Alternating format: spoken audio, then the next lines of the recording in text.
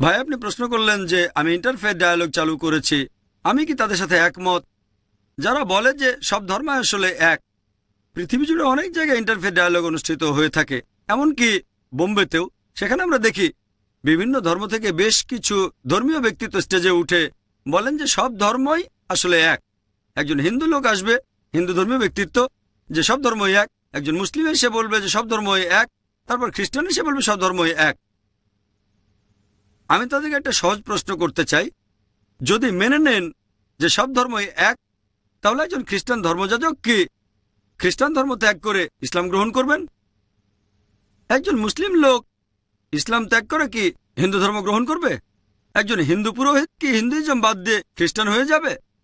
সবাই বলবেন না। এই মানুষগুলো নিজেদেরকে সেকুলার হিসেবে পরিচয় করিয়ে দিতে চায়, এভাবে একে অন্যের পিঠ চুলকে দেয়। ব্যাপারটা যেন একজন ছাত্র টিচারকে প্রশ্ন করছে, 2+2 সমান কত হবে স্যার? 2+2 সমান কি 3 হবে, নাকি 4 হবে, নাকি হবে 5? 3জন টিচার স্টেজে এসে বলল যে সবগুলো উত্তরই সঠিক। 2+2 সমান 3 হবে, 2+2 সমান 4 হবে, আবার 2+2 সমান 5 হবে। এটা ফালতু কথা ছাড়া আর কিছুই নয়। আমি ইসলাম এবং কম্পারেটিভ রিলিজিয়নের একজন ছাত্র, বিভিন্ন ধর্মগ্রন্থ পড়েছি, বিভিন্ন ধর্মের রীতিনীতি সম্পর্কে জানি। এগুলো একরকম না।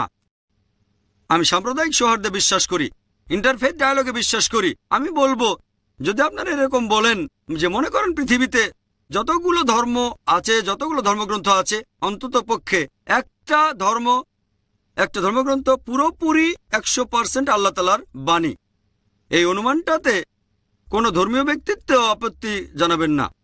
আমিও এটা মানতে আপত্তি করব না। অন্ততপক্ষে একটা ধর্মগ্রন্থ আল্লাহ তাআলার বাণী। খ্রিস্টানরা বলবে ঠিক আছে, অন্ততপক্ষে একটা মানে বাইবেল ঈশ্বরের বাণী। হিন্দুরা বলবে সমস্যা নেই, অন্তত বেদ ঈশ্বরের বাণী। মুসলিমরা বলবে সমস্যা নেই, অন্তত কোরআন আল্লাহ তাআলার বাণী। আমি কি করব? এই সব নির্দেশগুলো জোগাড় করব খ্রিস্টানদের বাইবেল থেকে, হিন্দু ধর্মগ্রন্থ বেদ থেকে, আর মুসলিমদের কোরআন থেকে। তারপরে যে সাদৃশ্যগুলো দেখেন, ধরেন 50টা বিষয় কমন। এখন বিভিন্ন ধর্মগ্রন্থ থেকে আমরা যদি 50টা কমন জিনিস সবার সামনে তুলে ধরি, তাহলে সবাই মেনে নেবে যে বিভিন্ন ধর্মের অন্তত পক্ষে এই কথাগুলো নিশ্চিতভাবে মহান ঈশ্বরের বাণী। কেউ এগুলো প্রয়োগ করতে আপত্তি করবে না, কারণ কথাগুলো সব ধর্মগ্রন্থেই আছে। এই সাম্প্রদায়িক সৌহার্দ্যের মূলে রয়েছে কোরআনের একটা আয়াত, সূরা আল ইমরান অধ্যায় 3 আয়াত 64। বলা হয়েছে, এসো সেই কথায় যা আমাদের ও তোমাদের মধ্যে এক। হয়তো কিছু পার্থক্য আছে, ধর্মগুলোর মধ্যে বেশ কিছু পার্থক্য আছে। আমি চাইলে হিন্দুইজম আর ইসলামের পার্থক্য নিয়েও বলতে পারি, তবে এই সাদৃশ্যগুলোর ব্যাপারে কেউ আপত্তি জানাতে পারবে না, কমন জিনিসগুলোর ব্যাপারে, কারণ এই কথাগুলো সব ধর্মগ্রন্থেই বলা হয়েছে। হতে পারে কিছু মানুষ ধর্মগুলো সম্পর্কে জানে না, তারা অপমানিত বোধ করতে পারেন।